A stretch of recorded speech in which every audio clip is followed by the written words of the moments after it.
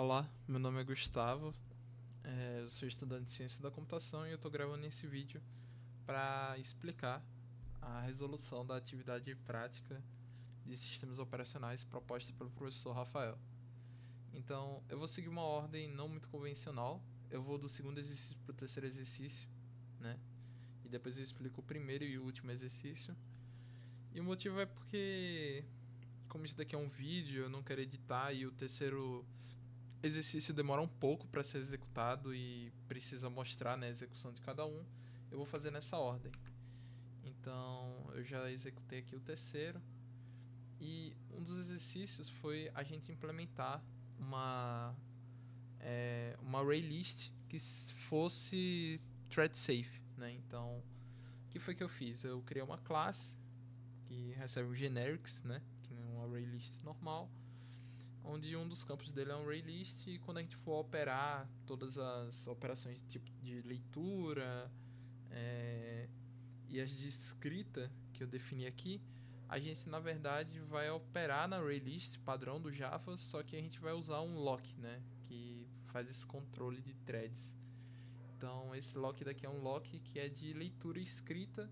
Então para todas as segue o mesmo, a gente vai usar os métodos padrões da array list. Só que antes da gente fazer isso, a gente sempre dá o lock e a gente faz a execução, né, do método. E quando finalizar, né, a partir desse finally, a gente dá o unlock, né, nesse lock daí. Então é isso para todos os métodos. Então a outra questão, né, que seria a quarta questão, que seria a quarta questão, ele pede para a gente fazer um teste de performance, né, na nossa array list thread safe com a array list utilizando apenas uma thread, e quando a gente fosse usar 16 threads, né, na nossa implementação paralela, a gente teria que usar a classe vector, né, que é uma classe no Java que já é thread safe. Então, qual foi o parâmetro que eu usei aqui? Eu usei a execução utilizando 4 tamanhos distintos, onde um desses tamanhos, a lista vai ter 1000 elementos, a outra vai ter 10.000 elementos, a outra 100.000 elementos e a outra 1.000.000 elementos, ou seja, multiplicando sempre por 10. E cada operação, né, que seria uma operação de inserção, busca e de exclusão, né, de excluir um elemento, todas essas operações vão ser feitas por 100.000 vezes, né? Então aqui tem outra constante, né? Aqui são constantes. Outra constante seria o número de threads, né, que eu vou utilizar. Então aqui na função main eu tenho essas duas funções. Tipo, é um código bem complexo, mas em si, né, eu vou só testar para uma thread e depois testar para múltiplas threads. Executando esse método daqui, né, para cada caso, né, por exemplo, aqui no início ele vai fazer o primeiro teste com uma thread, que é dessa função daqui. Para cada caso, ele vai medir tanto tempo usando a questão do system.unitTime, eu acho que é o nome da função. System.nanotime. Esse nanotime ele vai ser usado para eu fazer a marcação do tempo. Então, ele faz a medição e uma das coisas que é solicitada é que a gente fizesse a conversão, né, para saber quantas operações por segundo. E como eu disse anteriormente, né, já que a gente tem um tempo que a gente está calculando e a gente tem um número de operações pré-definidas que foram 100.000, é muito fácil de calcular isso, né?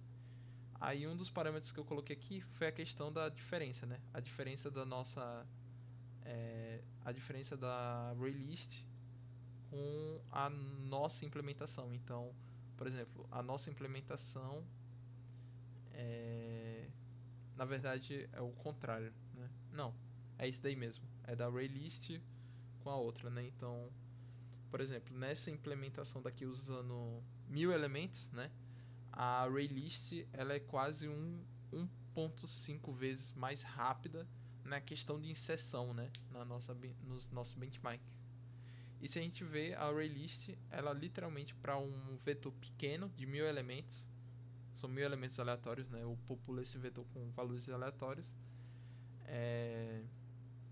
ele venceu em todos os benchmarks, né? Quando a gente aumenta para mil, para 10.000 elementos, a ArrayList ainda continua sendo melhor, só que a gente percebe que essa melhora, né, não é tanto assim, né? Ele não é tão melhor como estava sendo antes.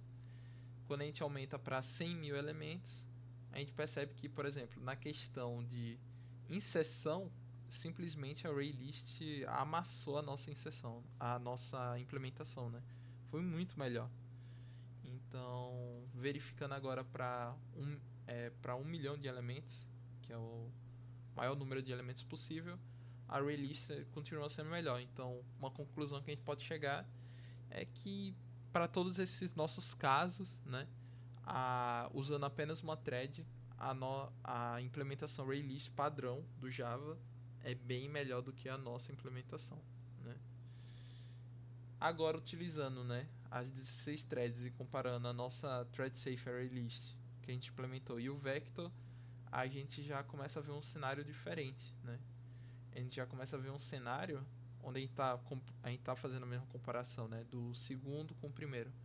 A gente já começa a ver que a nossa já começa a ser melhor, né? Quando isso daqui dá negativo, é que a nossa está sendo melhor, está fazendo mais operações por segundo. Então, para 1.000 elementos, o nosso aqui no caso só perdeu na questão de remoção, né? Para 100.000 elementos, o mesmo aconteceu. Para 10.000 elementos, né? Para 100.000 elementos, a nossa implementação já vence em todas as 3 operações, né? E para 1 milhão de elementos, o mesmo acontece, né? A nossa implementação é melhor do que a do Vector. Então, quais são as conclusões que a gente consegue tirar daqui? É que para um cenário de apenas uma thread, a nossa implementação da ArrayList não é boa, né? Ela perdeu para quase todos os casos. Agora, para um caso com 16 threads, né? Um cenário de multithreading, a nossa implementação é melhor do que a do Vector, né? Então, a gente chega nessa conclusão. Agora, indo para o primeiro exercício, né? Que é a implementação do problema do barbeiro dorminhoco.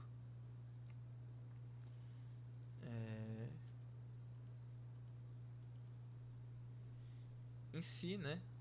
Eu fiz utilizando semáforos. Então, eu defini aqui 3 semáforos, onde um dos semáforos dele vai controlar o número de barbeiros que estão disponíveis e o outro semáforo vai controlar o número de clientes que estão esperando para serem atendidos. E o outro semáforo, que seria o de acessar cadeiras, ele serve como um mutex, né? Uma exclusão mútua, onde ele vai controlar, né, o acesso a essa variável daqui, que é dos assentos disponíveis, que é um dos recursos limitantes, né, do nosso problema.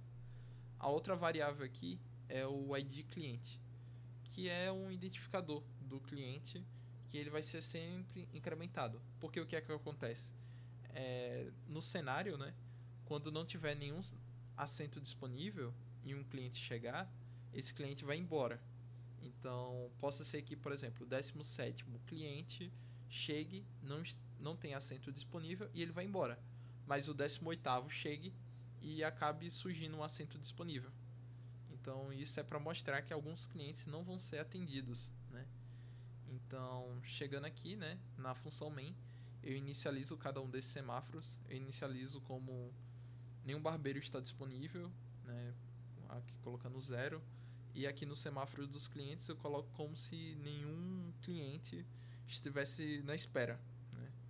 E aqui em acessar cadeira, né, esse 1 daqui meio que diz que apenas uma thread vai poder acessar, né, aquela variável de assentos disponíveis. E aqui, né, eu inicializo os 2 barbeiros, onde eu tenho uma função aqui que na verdade cria uma thread nova. E um dos parâmetros dessa função é o ID do barbeiro, um identificador do barbeiro, né? Para eu soltar os prints e eu conseguir identificar qual é o barbeiro que está disponível, qual é o barbeiro que está dormindo. Então, nessa thread daqui, que eu crio e já inicializo, o barbeiro começa dormindo, né? Que é o cenário inicial. Ainda não chegou nenhum cliente, então os 2 barbeiros estão dormindo. Então, aqui ele começa a fazer um acquire, né, esperando um cliente chegar. E no momento que um cliente chegar, né, ele vai acordar. Mas da onde é que vão vir os clientes? Então, logo depois dele iniciar essas duas threads do barbeiro, ele inicia uma thread que é uma thread de geração de clientes, que é a partir desse gerar clientes, que é uma thread que vai ficar gerando clientes de acordo com esse intervalo de 4 a 6 segundos. Na verdade, aqui está 1 e 2, porque eu fiz uma mudança, que eu vou mostrar, né, posteriormente. Eu já tentei gravar esse vídeo uma vez. Então, essa função daqui foi uma função que eu fiz, que gera um número entre 4 e 6, né? E aqui ele coloca para esperar, né, a thread esperar de 4 a 6 segundos.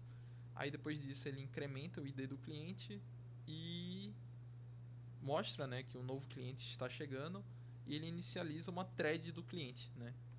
E nessa thread do cliente, o que importa aqui é que ele sinaliza que o cliente chegou no salão e ele tenta acessar as cadeiras, né? Ele dá um acquire para acessar aquela variável de assentos disponíveis. Por quê? Porque eu preciso verificar se há assentos disponíveis, né? Então é o que esse if daqui faz. Caso não tenha assentos disponíveis, né, ele dá um sysout, né, ele diz que a fila está cheia e o cliente vai embora, né? Ele dá um release, né, diz que já acessou a variável que ele queria, e ele dá um return, né, ele para a execução dessa função, né, ele dá um early return aí para essa thread morre, né. Aí, caso não execute esse if, ou seja, há um assento disponível, o que é que ele faz? Ele ocupa aquele assento, né, subtrai um, ele diz, né, que sentou na fila e eu vou exibir o número de assentos livres, e com isso daqui ele dá um release, né, dizendo que há um cliente que está esperando, né, e ele dá um release, né, dizendo que já terminou de acessar, né, a variável. Ele dá um release no acessar cadeiras, né. Aí, depois disso daqui, ele fica o quê? Ele fica esperando o barbeiro estar disponível para aí sim ele ser atendido, né? Ele espera um barbeiro estar disponível. Se um barbeiro estiver disponível, ele diz aqui, né, que o cliente está sendo atendido. Agora, aqui na função do barbeiro, né, quando ele espera por um cliente, ele recebe um cliente, o que é que ele faz? Ele acorda, diz que tem um cliente, acessa a variável de cadeiras, né? Aí o que é que ele vai fazer? Ele vai sinalizar que o, o barbeiro está disponível para atender, né? Que ele está acordado. Ele vai liberar, né, um assento, então ele vai somar aquela variável dos assentos disponíveis, ele vai liberar um assento porque ele está pegando uma pessoa para atender. E depois disso, ele só vai printar, né, dar um log aqui dizendo que liberou uma cadeira, que as cadeiras estão livres, etc. E aqui eu calculo o tempo do corte e eu vou dar um print, né, no tempo que ele vai gastar nesse corte. Eu dou um sleep nessa thread e depois desse tempo ele dá ele exibe, né, que terminou o corte daquele cliente, né. Então é isso. E deixa eu executar aqui para mostrar uma questão, né, que foi o que aconteceu ali. Executando aqui, você percebe que os dois barbeiros eles começam dormindo, né? Então, no momento que chegou um cliente, né, o cliente chegou ao salão, sentou na fila, tem 9, o barbeiro 2 acordou, liberou uma cadeira, ou seja, começou a atender aquele cliente, e ele vai fazendo essa execução, né? E uma coisa que é interessante comentar é a questão das cadeiras livres, né? Você perceber as cadeiras livres, ele desce para 9, depois sobe para 10 de novo. Então, com os parâmetros iniciais que a gente tem do tempo que o barbeiro precisa para cortar o cabelo e o tempo de chegada de usuários, a gente consegue perceber que nunca vai ter um problema do cliente chegar e não conseguir sentar, né, para ser atendido. Então, não chega nesse caso. E também não chega no caso de, por exemplo, o cliente demora tanto para chegar que o barbeiro fica um tempo dormindo, né? Pra você ver, o barbeiro só dá um cochilinho logo depois que termina o corte, mas já acorda de novo porque ele vai chamar um cliente, né? E é isso. Mas como é que eu consigo fazer, por exemplo, a situação do cliente ficar com raiva e ir embora? É diminuindo o tempo para gerar um novo cliente, né? Para a chegada de um novo cliente. Eu coloquei aqui para a chegada ser de 1 a 2 segundos. E se você ver, as cadeiras livres, que antes não descia de 9, vai começar a descer, né? Vai para 4, 5. Vai chegar num ponto que vai estar com 0 cadeiras livres e os clientes vão começar a chegar e ir embora.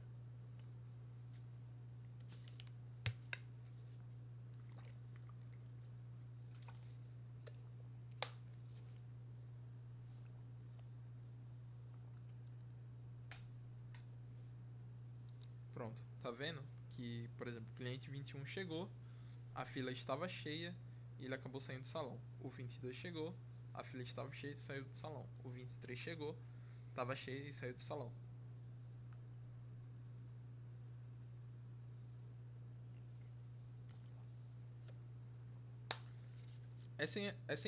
Eu tinha feito uma implementação anterior que era usando uma fila que acredito que seja thread safe do Java, que é blocking query, eu acho, uma coisa assim, blocking query, e que eu criei uma classe pro cliente, aí eu conseguia fazer essa questão de empilhar, só que empilhar, né? Enfileirar, no caso. Enfileirar o cliente e exibir qual é o cliente que está tendo o cabelo cortado. Só que eu achei que isso não usava muito os conceitos de semáforo, né? Aí eu acabei mudando minha resolução para isso daqui, que é mais parecida com o script que a gente tem nos slides, né? Mas a de fila é muito interessante porque dá para mostrar qual cliente o barbeiro está cortando o cabelo. Aqui eu só digo que o barbeiro está cortando o cabelo de algum cliente aí que está na fila, né? Então é isso. E o último exercício foi a questão de um banco de dados, né? De um banco de dados que tem a questão. Qual é a questão que ele tem? Ele tem a questão que ele só pode ter 10 consultas simultâneas. Então eu vou usar um semáforo, né? Que eu botei aqui de leitura, né? Que é um semáforo que eu vou ficar decrementando, incrementando ele para controlar o número de consultas simultâneas que está havendo, né, nesse banco de dados. E outra coisa que eu vou ter que usar é o mesmo lock que eu usei no ThreadSafe, né, de leitura e escrita para tratar, né, os métodos de criação, que é um método de escrita, ou de read, que é um de leitura e etc. E é isso, né? Outra coisa aqui é que eu utilizei o HashMap para ser meio que um database, né, para ser o banco de dados, que onde a chave vai ser um inteiro e o valor, né, desse map vai ser o dado, né, que eu vou salvar. E eu coloquei aqui um tempo de 1 segundo para o processamento de cada operação, né? E aqui eu usei a mesma estratégia que eu utilizei na questão do barbeiro dorminhoco, que é só para uma variável aqui, né? Que vai ficar guardando o ID, né? O próximo ID que eu for criando. Então é isso. Aqui nas operações, né? Você vê tudo muito parecido, né? Eu estou usando os próprios métodos que tem no map, por exemplo, de put, né? O update aqui, o put, onde eu dou um get no que eu quero e depois eu dou um put, né? Mas antes disso eu verifico se tem. Se não tem, eu falo que o update falhou, né? Então, e sempre quando eu vou fazer alguma questão de escrita e de leitura, eu utilizo o lock. A diferença só é na questão da consulta, né? Como ele disse que eu só posso ter um máximo de 10 consultas simultâneas, eu preciso utilizar o semáforo lá, né? Então eu dou um acquire para ver, né, se eu consigo fazer. E eu faço um acquire release, né, para incrementar e decrementar esse semáforo, né? Então é isso. Eu verifico se eu posso, se eu puder eu decremento e depois eu recremento, né, no finally aqui, nesse finally aqui. E eu utilizo a mesma estratégia do try finally, né? Eu faço uma operação, né? Faço a operação que eu quero e quando eu terminar aquela operação, eu dou unlock, eu dou release, né? E pronto. Aí quando eu vou executar, né, eu fiz essa classe aqui main, onde eu uso um executor, né, para ele fazer as operações, né, nessas threads. Então deixa eu executar aqui essa classe aqui, esse método. Então inicialmente o que eu faço? Inicialmente eu deixo mocado uns 5 dados, né, no banco de dados. Ele começa com 5 linhas. E um dos primeiros testes que eu faço é a questão de múltiplas consultas simultâneas. Então eu vou tentar fazer 15 consultas de uma vez só, né, sendo que o máximo é 10. Então é isso. E no teste 2, né, eu faço uma operação de escrita durante as de consulta, né? Então é aquela questão de consistência dos dados, né? Então é a questão que o lock vai cuidar, né? Que ele vai travar quando eu estiver fazendo uma escrita e etc. E logo depois, né? No teste 3 eu faço operações de CRUD, né? De criação, leitura, atualização e exclusão, eu acho, né? Mistas. Eu tentei traduzir, né, o delete para português. Então eu faço várias dessas operações e no quinto, né, no quarto teste, na real, é um teste de estresse que eu faço operações aleatórias. Eu dou uma geração aleatória aqui e vou gerando, né? Eu escolho uma das operações ou de criar, ou de leitura, update ou delete e faço a execução. E é isso, né? E logo no final dou um shutdown e acabou, né? Acaba a execução do programa. Você vê uma coisa que acontece às vezes aqui é que, por exemplo, meio que ele dá o teste concluído, mas existem algumas threads que ainda não terminaram sua execução, né? Então, só que como ele dá exclusão logo depois, né? Ele dá um shutdown logo depois, meio que vários métodos aqui, né, que foram implementados nem chegaram a terminar a sua execução. Dava para fazer uma análise, né, de status de, por exemplo, quantas instruções foram executadas e quantas instruções meio que ficaram para fazer e não deu tempo, né? Então é isso. Essa foi minha resolução aí para atividade prática.